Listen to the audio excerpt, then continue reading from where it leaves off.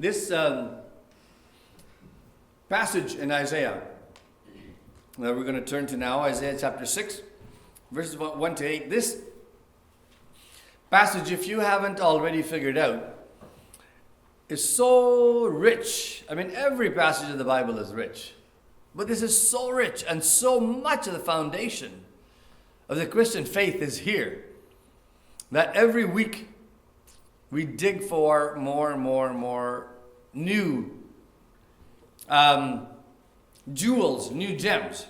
And to that end, I'm going to start with reading of chapter 6, verses 1 to 8 of the book of Isaiah. And we will then take a certain portion of it. And last week we worked on the justice of God, the holy justice.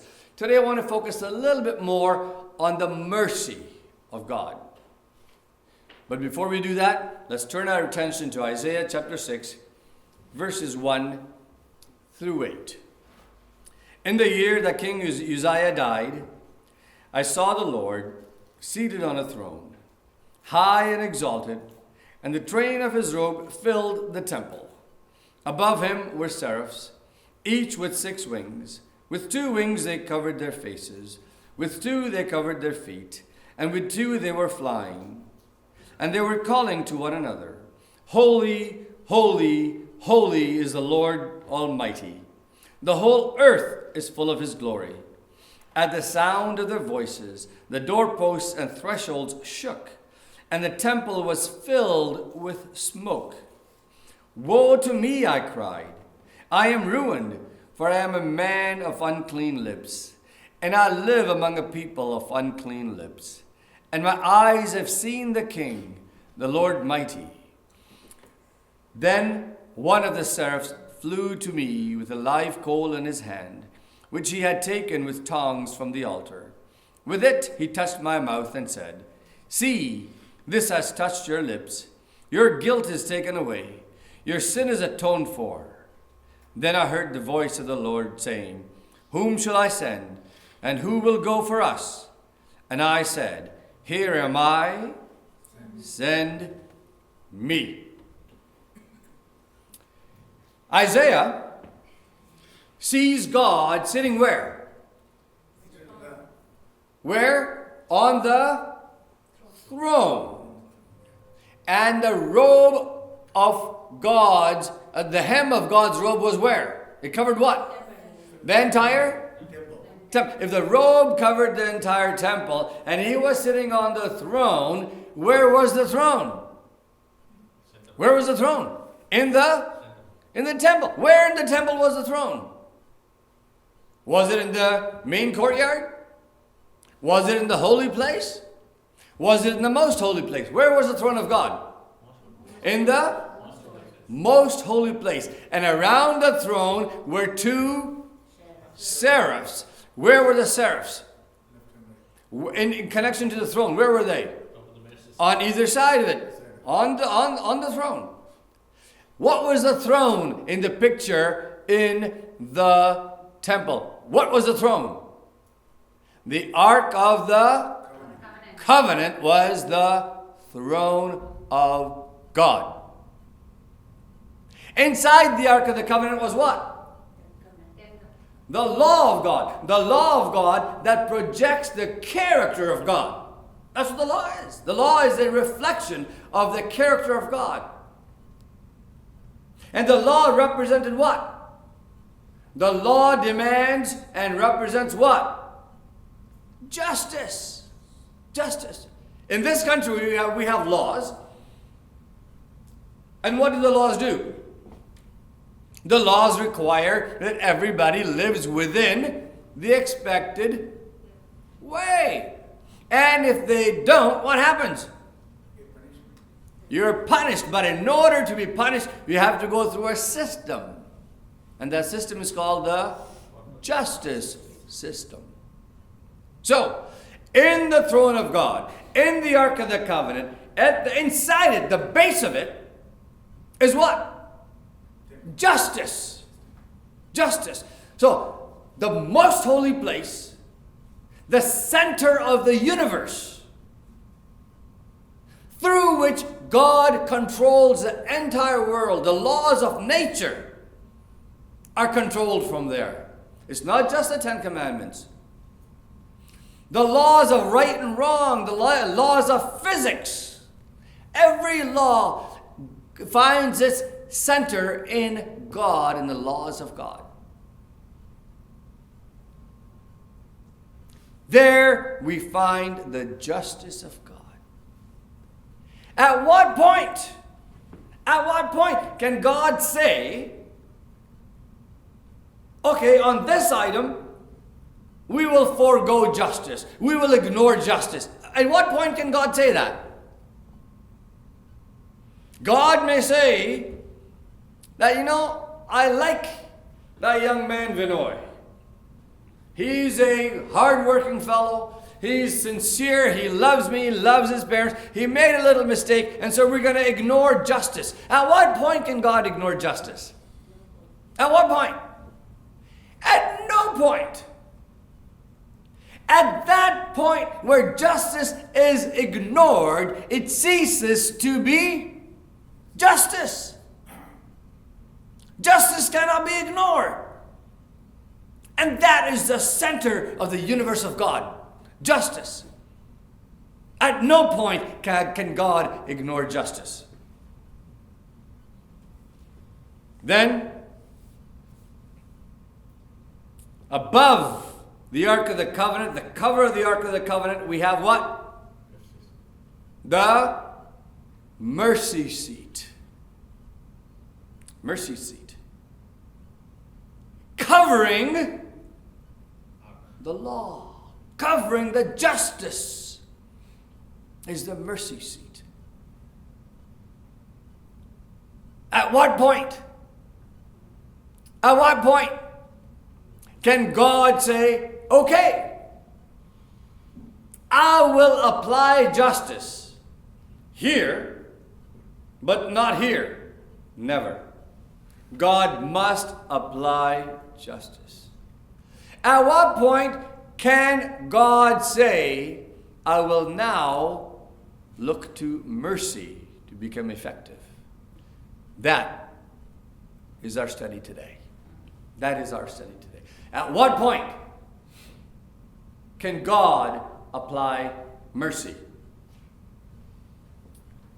In order for us to understand the Christian doctrine of mercy, we have to set it up in comparison to some other teachings, some other faiths.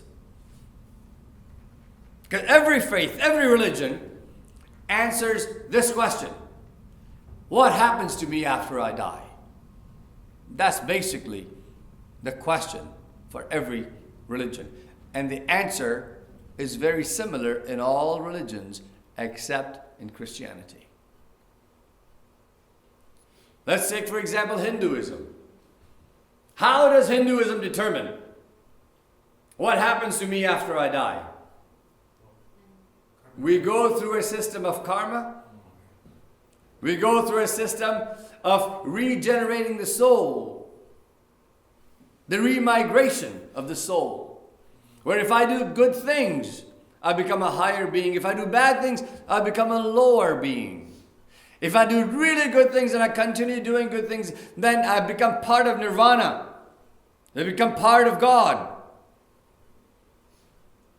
And through that system, I can pretty much plan or know what my future is going to be. But it is based on what? My good works. My good life. Therefore, the teachings of the salvation or the teaching of the afterlife in Hinduism has at its basis what? Which principle? The principle of mercy or principle of justice? Mercy. It is a principle of justice. Mercy. And it is absolutely just that if I do good things, that I be rewarded by good ways, by good things. Am I right? Good things deserve a good response. And so the teaching of Hinduism depends on the foundation of justice. And if I have lived a really good life, And in the next life, I end up becoming a donkey. And I know some people are going to say you're already a donkey, but you know what I mean. If I end up becoming a donkey, and as a donkey, I don't know if a donkey can say that or not, I'm not sure, but I might say, wait a minute, I lived a pretty good life. Why did you make me a donkey this time around? I would complain. That is not justice. Therefore, the doctrines of the afterlife and Hinduism is based strictly on justice. In Islam, there are those who like to quote and state that Allah is merciful, and some of the names of Allah suggest that He's merciful. But when it comes to the question of the afterlife, there is no mercy in Islam. None. There may be mercy in this life, that you did something wrong here, and so never mind that, now you will get that. But that's only for the believers. Mercy is only for the believers in Islam. And so, when that mercy is applied, it is not applied to the afterlife, it is applied to this life. But in the afterlife, there's only one way to be saved. You do good things. You do good things. That's it. And the best way to assure that you will be in paradise is if you die in jihad. If you give your life in jihad. That's the only way you can be guaranteed. Otherwise, you take the chances. When you die, you hope that there's enough credit to make it to paradise. What principle is used in Islam for the afterlife? Mercy or justice? Only justice. No mercy. No mercy. In the natural religions of the natives here, or natives in India, or natives in Africa, it is all about what we do. It is only justice that measures our status in the afterlife. Let's now come to the mother church, if you will. Because all churches came out of which church? The Roman Catholic Church. The Roman Catholic Church also. And when I say Roman Catholic, I include the Orthodox Church, the Eastern Church, because their basic doctrines are the same. How do you gain salvation? By doing good works. If your works are not good enough, you can apply the works of others, saints, onto yourselves. And then you can go, hopefully, to heaven, to paradise. The work of mercy in Roman Catholicism is diminished. And the focus is on justice, not mercy. That's the difference. Now, I ask you a question. Can justice be optional? Can justice be optional in life? If you break the law, I know none of you ever do, but if you do, and you are called to court, you get a summons, you say, you must attend in court on such and such a date. And you say, no, I'm not going to go, I don't feel like it. I don't think it applies to me. Or you say, no, I don't think I want justice. Is it optional? It's never optional. Justice is never optional. Justice cannot be accepted or denied by the person who is accused. And notice this. When we are the accused, we don't want to be facing justice because we don't know which way things are going to go. And if we know that we're guilty, then we're really nervous about this. You go to court, don't want to be there. You hope your lawyer is smart. But if you have been wronged, then you do what? Then you say, I want If somebody steals from you, if somebody commits fraud against you and takes away your livelihood or whatever, and you say you have been wrong, you go before the judges and you go before the courts and you demand justice. And the person who is the accused, do they have an option to whether they should attend justice or not? They don't. Justice cannot be chosen.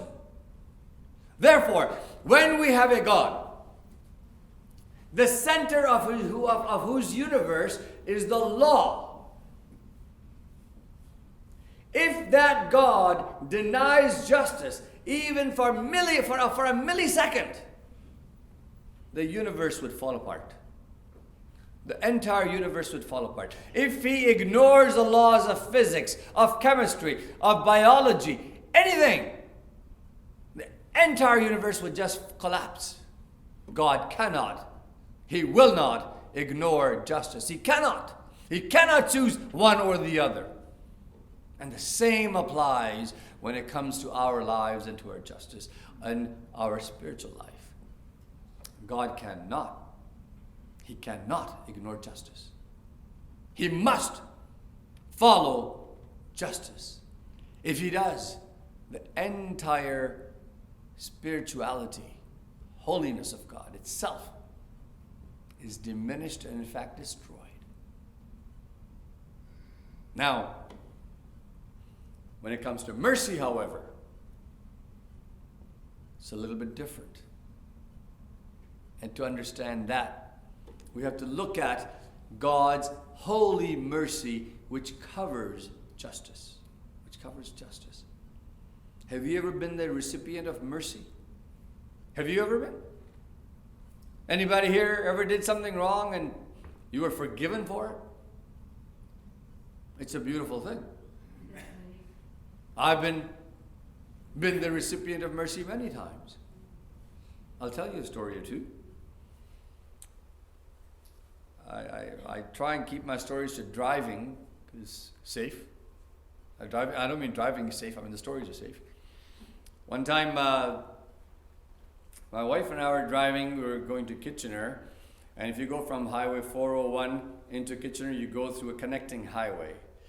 And as you go under this bridge, the speed limit drops from 100 to 60, just like that. Just one sign, then 60. So, of course, in a 100 zone, I'm going to try and justify myself. I don't drive 100. And 100, I usually drive about 120.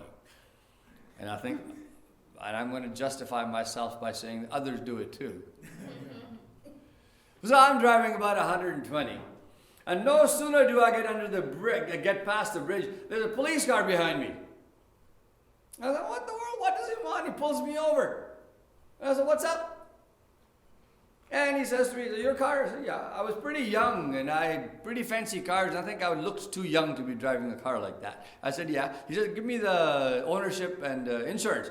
I did. And he comes back a little while later. He says, where are you heading in such a hurry? I said, I'm just going to go see my sister. And then after that, I have an appointment. He says, oh, okay. Then he takes out, he says, do you know that you were driving 120 in a 60 zone? I said, what? He said, yes, you are. I said, it says 100 over there. He said, but you were still doing 120. I said, well, yeah, that I was. Then he says to me, you know what? Here's your stuff back. Be careful. Don't be in such a hurry. Slow down a bit. And he gave me my papers and told me to leave. And as I was leaving, as I was driving away, I put the papers away and I said to my wife, boy, that was a close call. She says, yeah. And I was going to tell him, give him a ticket. Give him a ticket. He drives too fast all the time. Now, I ask you, was that justice? No. That was not justice. Now, I don't know this for sure, but I don't think a policeman has the authority to let a criminal go. I think it's a policeman's responsibility to give you a ticket when you're found breaking the law. I called my nephew, who's a police officer, to try and see if I can get some information from him about it, to verify that I wasn't telling lies. I wasn't able to get hold of him, but I don't know. Maybe some policeman call and tell me if they see this on the internet or something. But I think a policeman has to give you a ticket. I don't know. If you go to court, I think the judge may decide whether to give you a ticket, whether to find you guilty or not. So in this case, I don't think there was justice done. It wasn't. Another story. I was driving. Some of you know that I suffered from clinical depression. For 7 years, I didn't work. I didn't really do anything. And during those years, I didn't realize, or I never even thought about it, that I have to renew my driver's license. I got a phone call that said, listen, we'd like you to come and speak to a group of young people at camp. Once again, Camp Frenda. You know that Camp Frenda? I told you about a ticket I got when I was 16 years old? Well, this happened now about 2003. And I went there, and on the way back, again, I was speeding, and I got stopped. The policeman asked for my license. He says, you were speeding? I said, yes, I was. I'm sorry. He says, do you know your license expired 2 years ago? I said, I didn't know that. I said, really? He said, you're driving without a valid driver's license. I said, oh, what does that mean? He says, that means an automatic suspension of 6 months. I said, automatic suspension? I said, it's already suspended. He goes, no, you got to go to court. So he sent me to court and he gave me a ticket. He did what I was supposed to. I was just complaining the policeman didn't give me a ticket. Well, this guy did. And he told me I have to go to court. I had to go to court in Barrie because that's where it was. So when the court date came, by now, I've not been working for 7 years. And it was my first job application that is just coming through. I was just waiting for a job. And on the day of the court, a friend of mine was driving me, because guess what? I had no license. Correct. So a friend of mine was driving me to court. And on the way, I got a phone call from this organization saying, the job that you applied for, you got it. Okay. But it required a driver's license. So I went to court and I went before the judge. And the judge says, what's the story with this? And the policeman is there to witness. My friend is there, hoping that he can wish for the best. But now I said to the judge, I said, Your Honor, I said, I've been sick. I have a letter from my doctor stating so. I didn't realize that my driver's license was suspended, but I know it's my fault.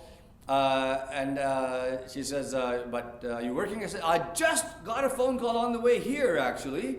My friend is witness to it, that I just applied for a job and I got the job. But I need the driver's license. She says, okay. Asked me a few more questions about this depression nonsense. And then she said to the Crown Attorney, can you come up here for a moment? And the Crown Attorney came up to see the judge. Crown Attorney came back, sat in her seat, and I'm standing there nervous as ever. And the judge says, okay, Crown Attorney, you need to reintroduce your charge. And the Crown Attorney came up and said, yes, Your Honor, we're not going to charge him with driving with a suspended driver's license. We're going to charge him with not having his driver's license with him while he was driving. And the judge looked at me and said, is that okay? I said, yeah, that's okay. Of course that's okay. And the judge says to the Crown Attorney, and how much fine are you going to? And she gave her some figure that to me seemed astronomical. And the judge says to me, Mr. Isaac, can you pay that? I said, well, I probably could, but not right now. She says, how much could you pay? I said, I don't know. She goes, can you pay $60? I said, yeah, I can pay $60. She says, I have to put something here. She says, and how much time do you need to pay $60? I said, I can pay it now. She said, I'll give you 6 months. Give me 6 months to pay $60. And I'll tell you what, I left that court flying high. As I went out, there's 3 policemen talking to the policeman who was supposed to be the witness against me.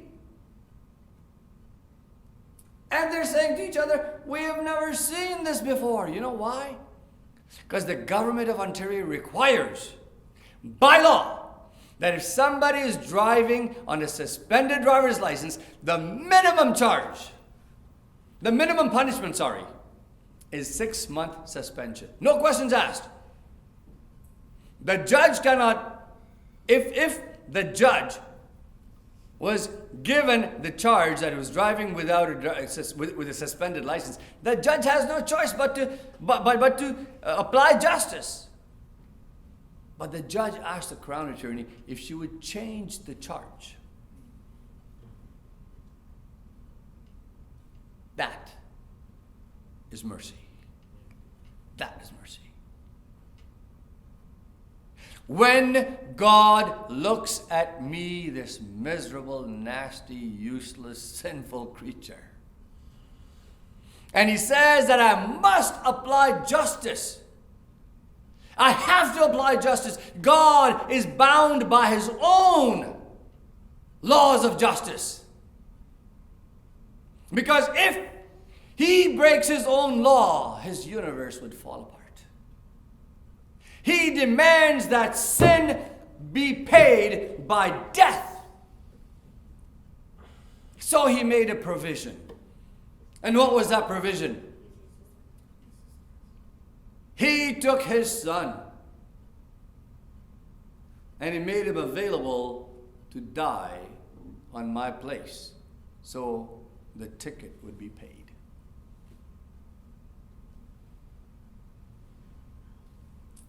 The ticket has to be paid. And do you know how much God hates and detests death? And do you know how much God and how deeply He loves, I ask you? If your son or daughter died in a car accident or by sickness, how would you react to it? If they were taken by force and killed by somebody, how would you feel? Third, if you were asked to give up your son or your daughter to be killed, how would you react to that? I have a friend who's a lawyer. About 30 years ago, longer than that now, he had a son. The baby ended up getting leukemia, died. I won't tell you the details, but for 1.5 years, the dad didn't go back to work. Couldn't work. Couldn't stand life itself. It's a wonder that he didn't take his own life from the sadness of the loss of his son. Then he had additional boys. And as I watch him and how he treats his other sons, his sons are now adults. His sons themselves are lawyers. Well, one is a lawyer, the other is an engineer. He treats them like a little baby, even as an adult. A couple of years ago, we were at a baseball game, and it was colder in the evening. I had a jacket. My friend, he had his jacket. His son brought another friend. His son was with us, and the son's friend. Son's friend had a jacket, but the son didn't have a jacket. Down there by the lake, it was pretty cold. No sooner did we walk out of the Sky Dome, without saying a word, Dad took his jacket off, put it on the boy, never said a word. The son said, "No, Dad, I don't need it. You wear it. You take it." Dad said, "No. You put it on." I have no idea what would happen to my friend, the father of this boy, if his second son was ever to be sick or to die. I don't know. I don't know how he could survive. God had a son, Adam, died of a terrible disease. Took him. It saddened God And with him, he took the entire human race. God had a second son. And God babied him and watched him, loved him.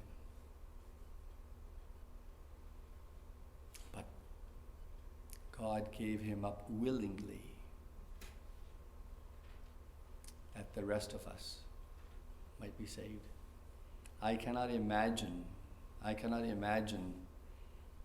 what God felt when he saw his son Jesus Christ being arrested, being spat upon, being hit, being crucified the way he was.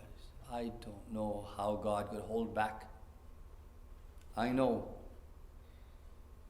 that any father, if somebody said something hurtful toward their son, I know how the father would react. I remember one conversation not too long ago when my friend Paul, sitting right here, he said, nothing in the world would trouble him more, but nobody mess with his daughters.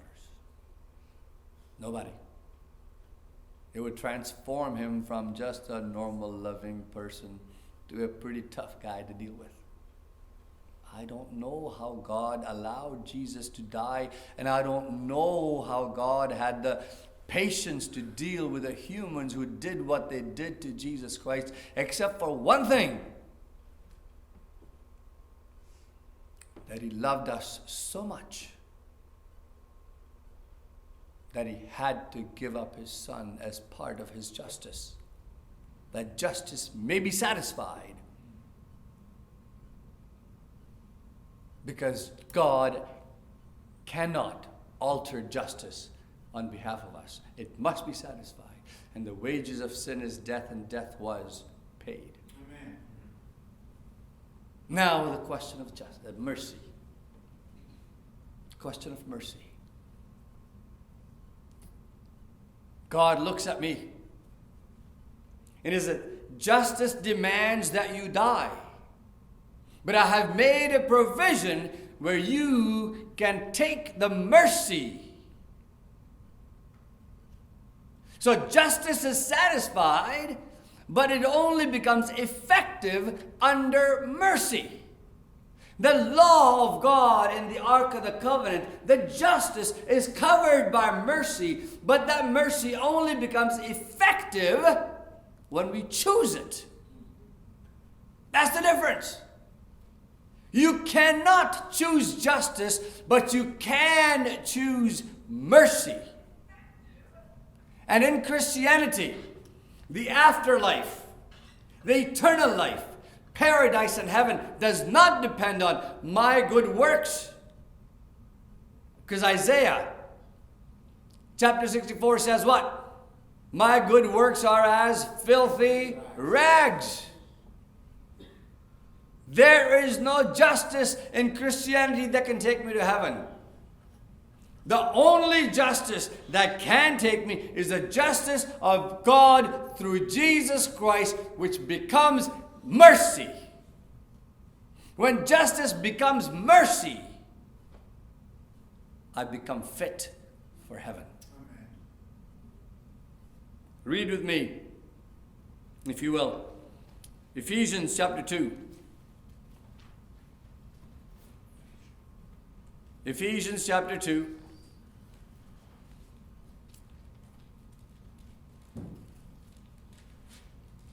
Verse 4.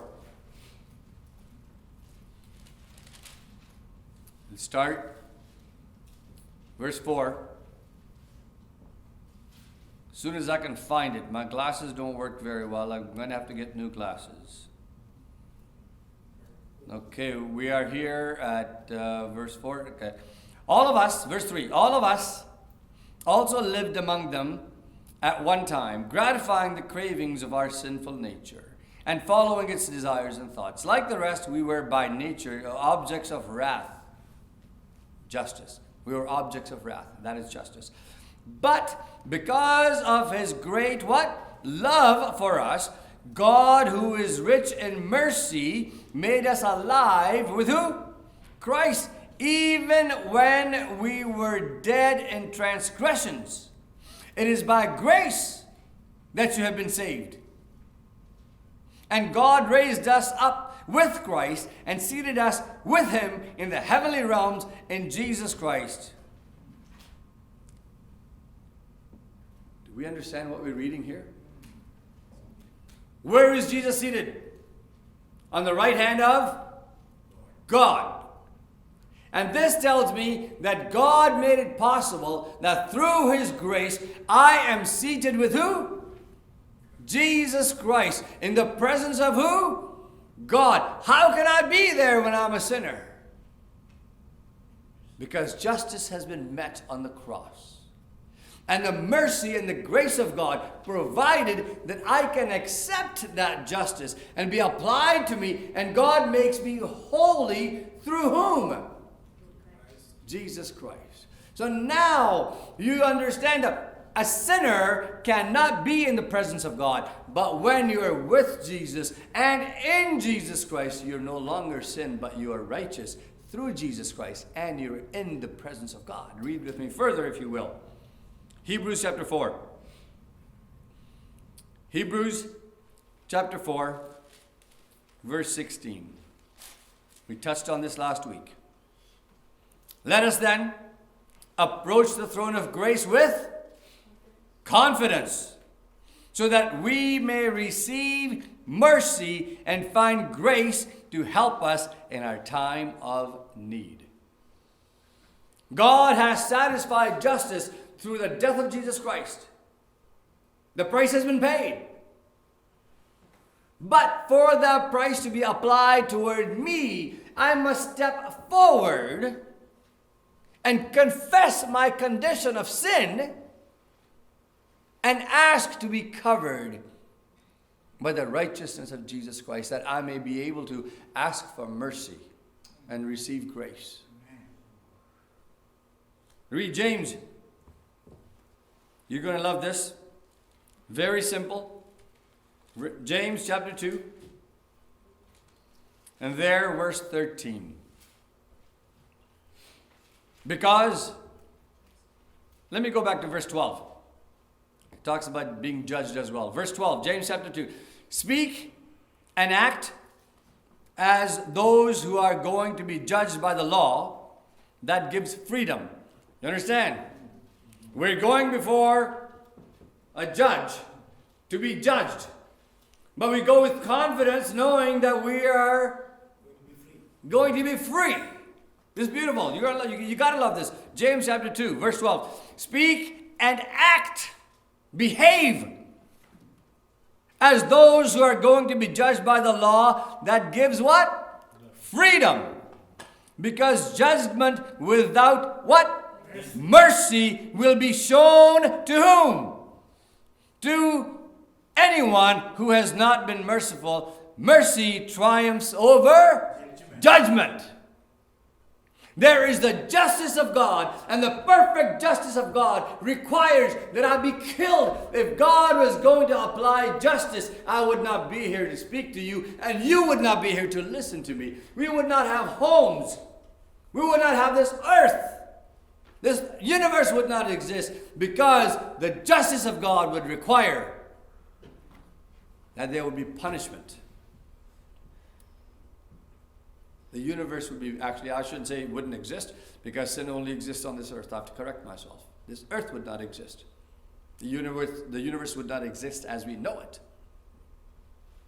But mercy triumphs over justice. The mercy seat is over the 10 commandments. It covers the commandments, because God satisfied the commandments. Read with me 1 John. If you will, 1 John.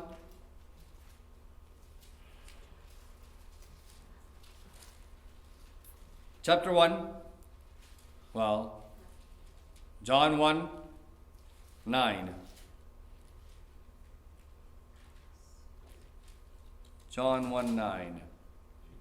If we confess our sins, he is what?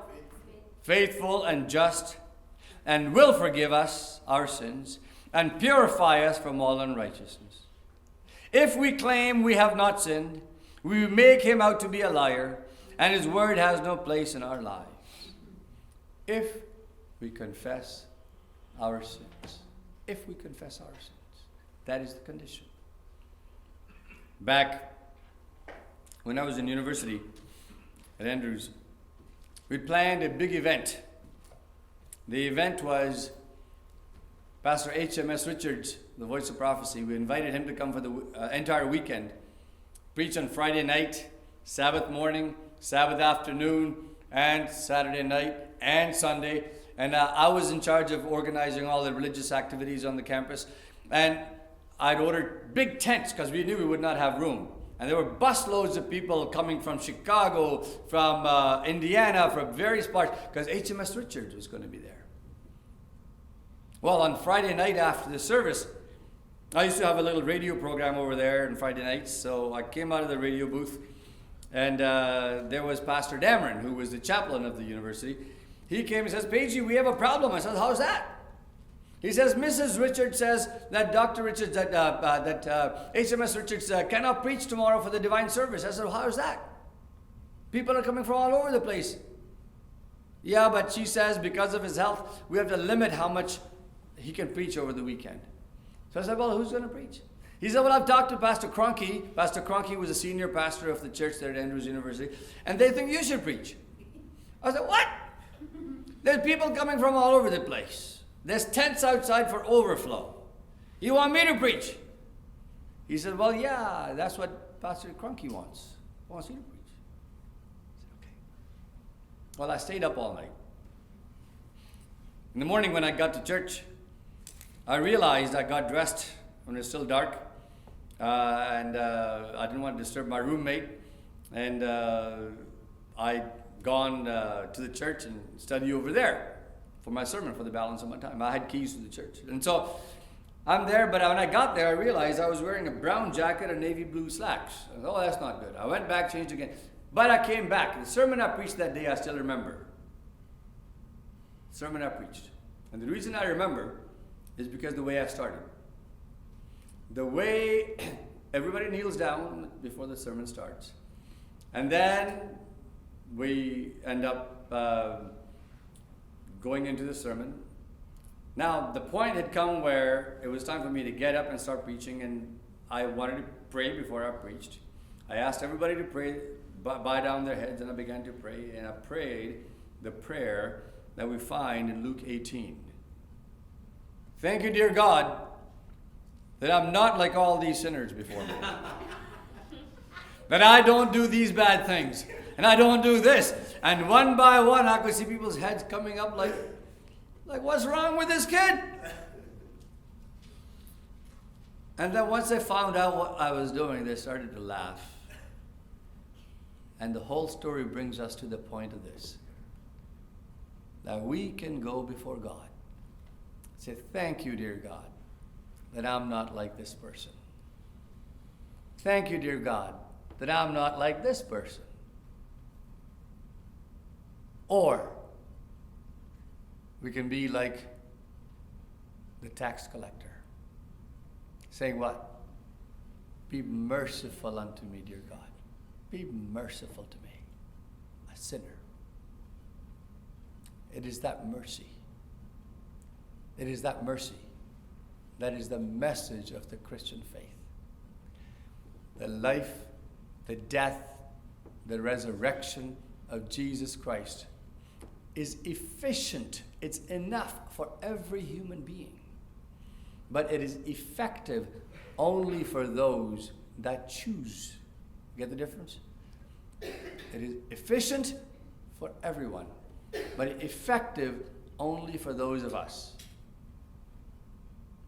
who can go before God, as in 1 John 1:9, and say, "God, forgive me. Forgive me, for I am a sinner." And then God can take and transform us. Now, my question to you is the same as the question to myself. I struggle with it every day. There's no question about it. It's hard to give up our lives. Well, it is for me. Far from perfect.